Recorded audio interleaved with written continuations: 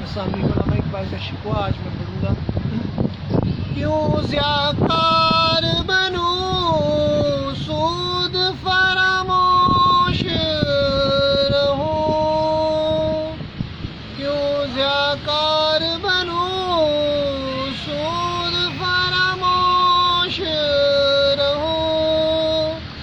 فکر فردا نہ کروں، محو غم دوش رہوں۔ نالے بلبل کے سنوں اور ہمہ-تنگوش رہوں۔ ہم نوا میں بھی کوئی گل ہوں کہ خاموش رہوں۔ جرأت آموز میری تاب سخن ہے مجھ کو، شکوہ اللہ سے حاکم بدہن ہے مجھ کو۔ ہے میرا شیوائے تسلیم میں مشہور ہم، کس عدد سناتے ہیں کہ مجبور ہم۔ ساز خاموش ہے فریاد سے معمور ہیں ہم،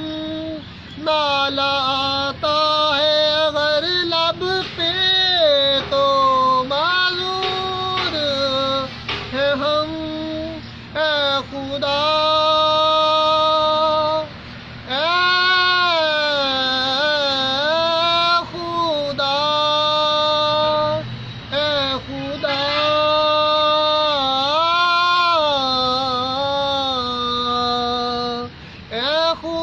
شکوائے ارباب وفا بھی سن لے، خوگر حمد سے تھوڑا سا گلہ بھی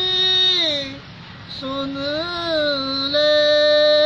تھی تو موجود ازل سے ہی تیری ذات قدیم، پھول تھا پر نہ پریشان تھی شمیم۔ شرط انصاف ہے الطاف امیم، شرط انصاف ہے ایسا ہی بالطاف امیم۔ بوئے گل کس طرح جو ہوتی نانصیب، ہم کو جمعیت خاطر یہ پریشانی تھی، ورنہ ہم تیرے محبوب کی دیوانی تھی۔ ہم سے پہلے تھا جب تیرے جہاں کا منظر، کہیں مسجود تھے پتھر، کہیں معبود شجر، خوگر پیکر محسوس تھی انسان کی نظر،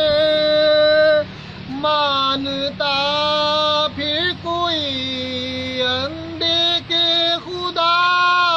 کو کیوں کر، تجھ کو معلوم ہے لیتا تھا کوئی نام تیرا، قوت بازوئے مسلم نے کیا کام تیرا، بس رہے تھے یہیں سلجوق بھی تورانی میں، اہل چین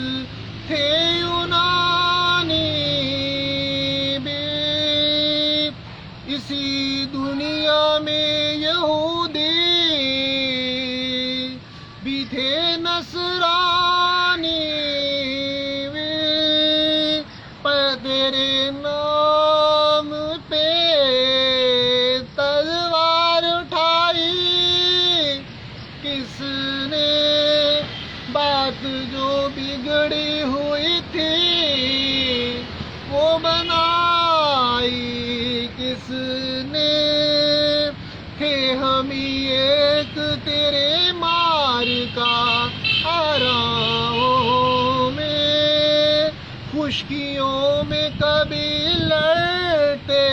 کبھی صحراؤں میں، خشکیوں میں کبھی لڑتے کبھی دریاؤں میں، دی اذان نے کبھی یورپ کے کلیساؤں میں، کبھی افریقہ کے پکتے ہوئے صحراؤں میں، شان آنکھوں میں نہ جچتی تھی جہاں داروں کی، کلمہ پڑھتے تھے ہم چھاؤں میں تلواروں کی، کلمہ پڑھتے تھے ہم چھاؤں میں تلواروں کی، ہم جو جیتے تھے تو جنگوں کی مصیبت کے لیے، اور مرتے تھے تیرے نام کی عظمت کے لیے، تھی نہ کچھ تیغ زنی اپنی حکومت کے لیے، سر بے کف پھرتے تھے کیا دہر میں دولت کے لیے، قوم اپنی جو زر و مال جہاں پر مرتی، قوم اپنی جو زر و مال جہاں پہ مرتی، بت فروشی کے وضبط بت شکنی کیوں کرتی، بت فروشی کے وضبط شکنی کیوں کرتی، ٹل نہ سکتے تھے اگر جنگ میں اڑ جاتے تھے، پاؤں شیروں کے بھی میدان سے اکھڑ جاتے تھے، تجھ سے سرکش ہوا کوئی تو بگڑ جاتے تھے، تیغ کیا چیز ہے ہم توپ سے لڑ جاتے تھے، نقش توحید کا ہر دل پہ بٹھایا ہم نے، زیر خنجر بھی یہ پیغام سنایا ہم نے، تو ہی کہہ دے کہ اکھاڑا درے خیبر کس نے، شہر کیسر کا جو تھا اس کو سر کیا کس نے، توڑے مخلوق کے خداوندوں کے پیکر کس نے، کاٹ کر رکھ دیا، کاٹ کر رکھ دیے کفار کے لشکر کس نے ٹھنڈا کیا آتش گدائے ایراں کو، کس نے پھر زندہ کیا تذکرائے یزداں کو، یہ تھا آج علامہ محمد اقبال کا کلام جو میں نے پارٹ 1 پڑھا ہے شکوہ کے حوالے سے. اب دیکھا جائے تو جتنا بھی شکوہ علامہ اقبال کا، اگر اس کو ایک لفظ پہ بند کروں، اگر چاہے علامہ اقبال خدا سے شکوہ کر رہے ہیں، مگر پس پردہ وہ یہ بتا رہے ہیں کہ تمام کائنات کا نظام جو ہے وہ اللہ کے ہاتھ میں ہے، اور وہی حقیقی معنوں میں اس ملک کا مالک ہے، جیسے قرآن کی آیت بتاتی ہے. تو لہٰذا یہ بتایا جا رہا ہے مسلمانوں کو کہ جو اسلاف ہمارے جو بڑے ہیں انہوں نے کیا کیا قربانیاں دی ہیں، وہی ایک اللہ کے نائب کا تصور علامہ اقبال بیان کر رہے ہیں کہ ہمارے کارنامے تو دیکھو. مگر وہ لوگ جنہوں نے علامہ اقبال پہ کفر کے فتوے لگا دیے، علامہ اقبال کو حد پہ تنقید بنایا، حقیقت میں ان کے منہ پہ علامہ اقبال تھپڑ مار رہے ہیں کہ دیکھو، ایک تو تمہارا اللہ سے ربط ٹوٹ چکا ہوا ہے، اور دوسری طرف تم میں کوئی ایسی خوبی نہیں ہے جو بتائی در خیبر کس نے فتح کیا اور یہ اور تمہارے کارنامے کیا ہیں. اصل میں پس پردہ علامہ اقبال مسلم امت کو جھنجھاڑ رہے ہیں کہ اپنے اعمال کو سیدھا کر لو، اور یہی ہے قرآن میں ہو گوتا زن مرد مسلمان، اللہ کرے تجھ کو جتتے کردار. اور شکوہ، جواب شکوہ میں علامہ اقبال پھر وہی مرد مومن کا تصور بیان کر رہے ہیں کہ جو بتایا کہ تمہاری حیثیت کیا ہے، تم مسلمان کس مقام پہ ہو. حالانکہ شکوے میں یہی کہ سمجھنے والوں کو تو اشارہ کافی ہوتا ہے، مگر وہ انسان ہے نا، انسان جب خدا کو نہیں پہچانتے لوگ، تو یہ علامہ اقبال کی حکمت والی باتوں کو کون محسوس کرتا. تو جواب شکوہ میں بھی مرد مومن اور ذل سبانی کا تصور بیان کیا. تو دیکھا جائے تو اللہ تعالیٰ کا پورا نظام جتنا بھی اگر دیکھا جائے، فطرت کا ہم مظاہر کا مطالعہ کرتے ہیں تو اللہ کہتا ہے کہ پہلے اپنے آپ کو تو عزت دو، اپنے آپ کو تو عزت دو، پہلے اپنے مقامات تو پہچانو. اگر ایک انسان، اللہ نے انسان کو تخلیق کیا ہے، تو اگر ایک انسان اپنے آپ کو نہیں پہچانتا، اپنی خوبیوں اور وسعت کو نہیں پہچانتا، انسان اپنے آپ کو عزت نہیں دیتا. اگر ایک انسان جھوٹ بولتا ہے تو اس کا مطلب ہے وہ اپنے آپ کو عزت نہیں دے رہا، کیونکہ وہ معاشرے والوں کو بتا رہا ہے کہ وہ اس پہ اعتبار نہ کرے. ایک انسان وعدہ خلافی کرتا ہے، وہ اپنا امیج خود، اپنی شخصیت غلط ڈیولپ کر رہا ہے. یہی اسلام کہتا ہے کہ تم وعدہ خلافی نہ کرو، جھوٹ نہ بولو، تاکہ تمہاری ہستی نہ مٹے. تمہاری ہستی مٹے گی تو پھر ذل سبحانی اللہ کا نائب تم نہیں مان سکو گے. تم تو شیطانی قوتوں کے اعلیٰ کار مان کے معاشرے کو تباہ کرو گے. تو ہم تو معاشرے کو تباہ ہوتا نہیں دیکھ سکتے. یہی اللہ تعالیٰ انسان سے مخاطب ہو کے فرماتا ہے، اور اسی وجہ سے قرآن میں پوری امتیں جو تباہ ہوئی ان کا احوال بیان کیا جا رہا ہے. عشق حقیقی ہو یا عشق مجازی، وہ قرآن ہی اس وقت چڑھتا ہے جب آپ اپنے آپ کو عزت دیتے ہیں. ایک طائفہ اپنے آپ کو عشق مجازی میں اگر عزت نہیں دے سکتی یا عام گھریلو زندگی میں، تو وہ کبھی بھی رشتے پائیدار نہیں ہوتے، اور جتنے بھی گھریلو خونی رشتے وہ بھی تباہ ہو جاتے ہیں، کیونکہ عزتیں ہم نے ختم کر دی اپنی ہی. پھر ہم کہتے ہیں ہم میں خوبیاں جنم نہیں لیتی، ہم میں وصف جنم نہیں لیتے. ہم کیا کر رہے ہیں؟ اسلام اسی نظام کو خاتمے کی بات کرتا ہے. ذات پات رنگ نسل اور طاقت کا غلط استعمال، جیسے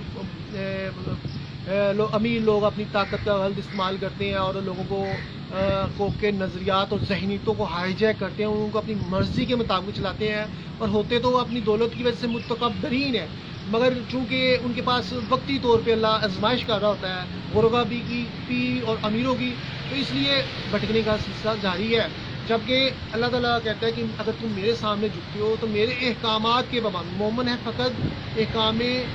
الہی کا پابند. علامہ اقبال فرماتا ہے فطرت کے نباتات جمادات کو باندھنا ہے، بل مومن تو احکام الہی کا پابند ہے. تو اسے کسی بھی ایسے شخص کی جو اسلام کے منافی بات کرے اس کی بات نہیں سننی چاہیے، بلکہ اگر ایسا کرے گا تو اپنی ہستی کو مٹائے گا، اور اپنی اللہ نے جو انسان کو عزتیں دی ہیں، منصب انسانیت پہ فائز کیا اس کا خاتمہ ہوگا. آج میں ابھی سویڈن میں جو قرآن کی بے حرمتی کی گئی ہے اور جو احوال ہوئے ہیں، اگر فکر اقبال کے حوالے سے میں احوال بیان کرنا شروع کر دوں تو یہ جتنے ہیں یہ میری باتیں برداشت نہیں کر سکیں گے، اور میرے متعلق عجیب سے اوچھے اٹکنڈے استعمال کر لیں گے جو حقائق پہ مبنی چیزیں ہوں گی. حقائق پہ مبنی. آج بھی مسلم خواب غفلت میں سوئی ہوئی ہے. تو لہٰذا علامہ اقبال کہتے ہیں اپنے آپ کو، اور یہ اس معاملے میں میں پھر کبھی ویڈیو بناؤں گا، میں ابھی نہیں بناؤں گا، ابھی یہ تازہ واقعہ ہے. اور اس والے پہ ابھی جو بھی انہوں نے اپنی احتجاج ریکارڈ کرانے یا جو بھی کرنا ہے کریں، اچھی بات ہے کہ جنہوں نے یہ کام کیا ہے ان کو سزائیں ملنی چاہیے، مگر جو قرآن کی حفاظت کا اللہ نے ذمہ اٹھایا اور اللہ تعالیٰ کہتا ہے کہ میں اس کی حفاظت کرنے والا ہوں، اس طرح سرکار صلی اللہ علیہ وسلم کی شان میں بھی گستاخی کرتا ہے، یا اسلام کے حوالے سے جو اللہ نے ایک دین فطرت دیا ہے اس کے متعلق لوگوں کو بدزن کرنے کی کوشش کرتا ہے، تو اللہ تعالیٰ کی ذات پاک خود اس سے پہ عذاب مسلط کرتے ہیں، مگر آزمائش لمحاتی ہوتی ہے، مگر عذاب دائمی ہوتے ہیں۔ تو لہٰذا اس پہ میں بھی کبھی ویڈیو بناؤں گا، ابھی 1-2 دن بعد، 3-4 دن بعد، میں ایک بڑا سینسٹیو انداز میں بولنا پڑتا ہے جو حقائق ہیں، کیونکہ لوگوں نے علامہ اقبال کو نعوذ باللہ اتنے بڑے فتوے جاری کر دیے۔ اس دور میں تو علامہ اقبال کے صحابہ جو دوست وغیرہ یا جو حلقہ احباب تھا وہ بہت ہی اچھا تھا کہ وہ ادب کو سمجھنے والے تھے اور حقیقی معنوں میں دین کو سمجھنے والے تھے۔ آج ہم جس خوش فہمی کا شکار ہے نا، تو آج تو جس طرح غفلتیں ہم نے پال رکھی ہیں بحثیت مسلم امہ، نعوذ باللہ، کیونکہ امت مسلمہ کی تمام ذمہ داریاں موجودہ زمانے کے افراد پہ ہے نا، جو مسلمان ہیں، تو وہ اپنی ذمہ داریوں سے کس قدر بھاگے ہوئے ہیں، اور کفار کس طرح بے لگام ہے، اور کس طرح وہ اپنی مرضی سے نظام معاشرت کو اور کائنات کے نظام کو آگنا چاہتی ہیں، اور اللہ تعالیٰ کیا مرد مومن کے تصور کے حوالے سے کیا کہتا ہے، اور آج ہم کس مقام پہ کھڑے ہیں، یہ پھر کبھی بات ہوگی۔ مگر اب دیکھا، انسان اگر اپنے آپ کو عزت نہیں دے گا تو اللہ تعالیٰ کہتا ہے میں بھی عزت نہیں دوں گا۔ اللہ تعالیٰ کہتا ہے جو میرا احساس نہیں کرے گا اور میرے خلاف لانے بغاوت کرے گا اور اور کوئی بھی کام کرتے ہوئے مجھے ملوث خاطر نہیں رہے گا کہ میرا خدا کیا کہے گا اس معاملے میں، یا وہ مجھ سے ناراض ہو جائے گا، تو اللہ تعالیٰ کہتا ہے پھر ایسے لوگوں میں بے حیثیت کرے گا۔ لہٰذا انسان نے جب انسان اپنی عزت خود کرتا ہے تو اللہ بھی اس شخص کو عزت دیتا ہے۔ وہ اپنی عزت یہ نہیں ہے کہ لبرل سوچوں کے تحت اپنے آپ کو مغربی تہذیب دل لاتا بنا لینا، خدا سے لانے بغاوت کا لینا، یا منہ ان پہ میک اپ تھوپ کے یا اپنے منہ کو خوبصورت کر لیا اور اچھے لباس پہن لیے تو آپ خدا کے برگزیدہ بن گئے، بلکہ اللہ تعالیٰ تو دلوں اور نشتوں کو دیکھتا ہے، اللہ تعالیٰ اعمال کو دیکھتا ہے، اللہ تعالیٰ صاحب تقویٰ کو دیکھتا ہے، اللہ متقیوں کو دیکھتا ہے، کیونکہ ہدایت ہی متقیوں کے لیے۔ اللہ تعالیٰ ایسے لوگوں کو دیکھتا ہے جو اس کی خاطر جیتے ہیں اور اس کی خاطر مرتے ہیں، اور پھر ایسے ہی لوگوں کو اللہ تعالیٰ اعلیٰ مقامات سے سرفراز کرتا ہے۔ پھر یہ بھی ہوتا ہے کہ یا جتنی بھی اسلامی تاریخ احوال اگر ہم پڑھتے ہیں تو مرد مومنوں پہ اور اللہ تعالیٰ کے بندوں پہ جس طرح مدیں اتری ہیں وہ دیکھ کے انسان دنگ رہ جاتا ہے، کیونکہ وہ خدائی کے ترجمان ہوتے ہیں۔ پہلے انہوں نے اپنے کردار میں وہ اخلاقی بلند اوصاف، پھر عشق کے مقامات پہ فائز ہونا، پھر خودی کے مقام پہ فائز ہونا، پھر اس مقام پہ پہنچ جانا کہ خدا کہتا ہے کہ تیری جو تدبیر ہے نا وہی تیری تقدیر ہوگی، جو میں نے تقدیر لکھی ہے لوح محفوظ پہ، تو اس کے لیے پہلے انسان وہ اصاف تو پیدا کرے۔ آج اسلامی ہیروشپ کا تصور نظر نہیں آتا، امت مسلمہ میں نہ کوئی ایک اچھا لیڈر نظر آتا ہے جو مسلم امہ کی ترجمانی کر سکے، افسوس کے ساتھ، کیونکہ سبھی نے کوئی لبرل سوچوں کے ہاتھوں ہائی جیک ہے، کوئی فرقہ واریت کے ہاتھوں ہائی جیک ہے، کوئی ذات پات رنگ نسل کے ہاتھوں ہائی جیک ہے، کوئی اپنے مفادات کے تحت ہائی جیک ہے، اور کوئی اپنی سازشوں کے لیے، اور کوئی اپنی ماہن چاہی نظریات میں، اور کوئی اپنے خواہشات نفس کی پوجا کرتے ہوئے اس قدر بھٹک گیا پشتانی کا لبادہ اڑ کے مسلم کی تباہی کا ترجمان بن گیا۔ تو لہٰذا یہی عام اور خاص کا ہے، عام و خاص سب ایک ہی ڈگر پہ چل رہی ہیں، وہ ہے ذاتی مفادات، اور اللہ کی رضا کیا ہے وہ کسی کو معلوم نہیں ہے، کیونکہ اللہ تعالیٰ بہت زیادہ قربانیاں مانگتا ہے، بہت زیادہ قربانیاں مانگتا ہے، بہت زیادہ قربانیاں مانگتا ہے۔ تو لہٰذا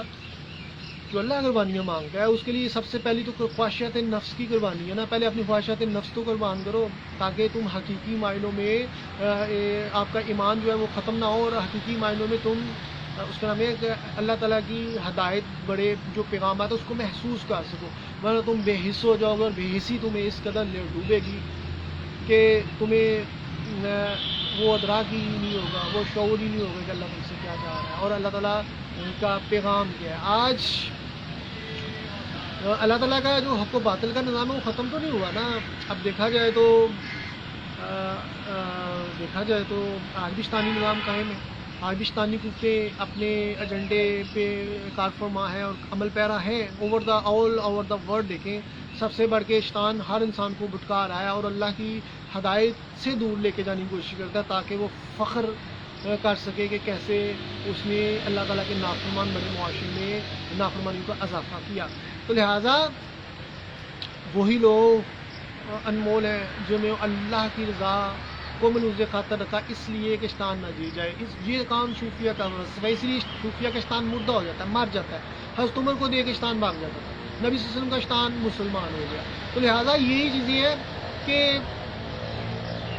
چیزیں ہیں کہ صوفیہ کو بھٹکانے کی شیطان ہر لمحہ کوشش کرتے ہیں اور وہ بھٹکتے نہیں ہیں. اسی لیے جب کردار زندہ ہو جاتے ہیں تو عشق بھی پروان چڑھتا ہے. اور سب سے پہلے ہمیں خود سے اپنے آپ کو عزت دینی ہوگی. اور جو انسان خواہش نفس کا شکار ہے، خوشامد کا شکار ہے، رعایا کاری کا شکار ہے، ذاتی مفادت کے لیے اپنا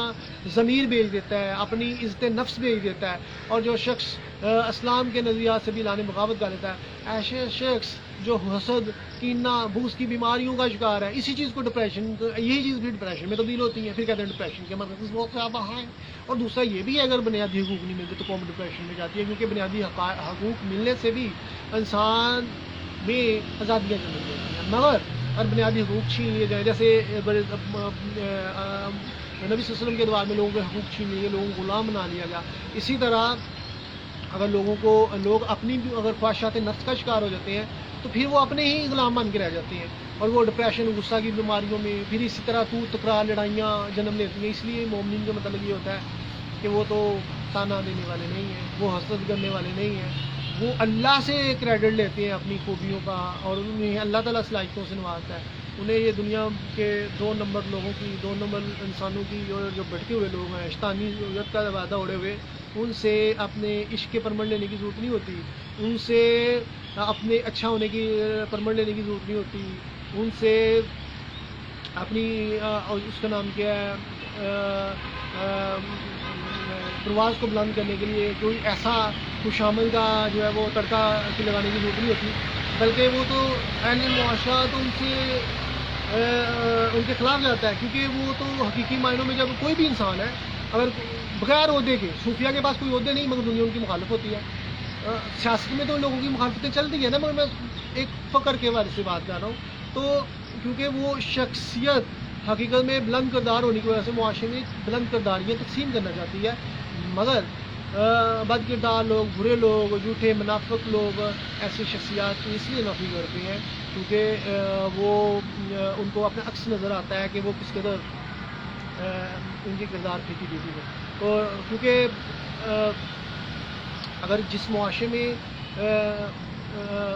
بکرے نہیں ہوں گے یا ہرن نہیں ہوں گے، وہاں پہ کتے کو اگر بکرا بنا کے یا ہرن بنا کے پیش کر دیا جائے تو یہ بہت بڑی ناانصافی ہے. اسی لیے اگر مرد مومن کا کردار ہی ختم ہو جائے گا اور مرد مومن کا تصور نظر نہیں آئے گا، اور جب ایسے معاشرے میں اگر کوئی مرد مومن جنم لے گا تو یقیناً معاشرے والے اس کی نفی کریں گے، جبکہ خدا کی مدیں لمحہ بلمہ اتریں گی، جیسے خواجہ معین الدین چشتی پہ اتری، اور جیسے کفر کے معنوں میں لرزہ طاری ہو گیا، اور مشرکین نے کیسے کافروں نے آپ کی راہ میں روڑے اٹکانے کی کوشش کی، آپ کو نقصان، نعوذ باللہ قتل کرنے کی کوشش کی، جادوگروں نے جادوگریاں دکھائیں، اور جتنے بڑے تھے، اور سب سے بڑا جو جتنا بھی کفار کا یا جتنے مشرکین کا ہتھیار ہوتا ہے وہ جادوگری ہوتی ہے یا ظاہری طاقتیں ہوتی ہیں، یا پھر وہ پریڈکشن پہلے لے رہے ہوتے ہیں. جیسے پرتھوی راج چوہان کی والدہ کو خواب آیا کہ ایک مرد درویش آنے والا ہے اور تم نے اس سے الجھنا نہیں ہے، اگر تم الجھے تو تمہاری ہستی مٹ جائے گی، تمہاری حکومت چلی جائے گی. اس نے کہا نہیں، میرے ساتھ کون ٹکرائے گا، میرے پاس سب کچھ موجود ہے، میں ایسے مرد درویش سے مقابلہ کرتا ہوں. اور کیسے خواجہ صاحب نے متکبرین کو بچھاڑ دیا. اسی طرح فرعون کے دربار میں جب موسیٰ علیہ السلام گئے ہیں تو فرعون کہتا تھا کہ میرے پاس قوت و طاقت ہے، مگر موسیٰ کے پاس تھا تو خدا کی رضا، وہ رضا جو کردار کی خوبصورتی سے ملی، جو کردار کی پاکیزگی کی وجہ سے ملی. تو جب کردار ختم ہو جاتے ہیں تو پھر دعوے رہ جاتے ہیں اور معاشرے میں حیوانیت اور شیطانیت پروان چڑھتی ہے. یہی اقبال کی تمام شاعری کا مفہوم ہے. اور میں آپ سے جاتا ہوں خدا حافظ.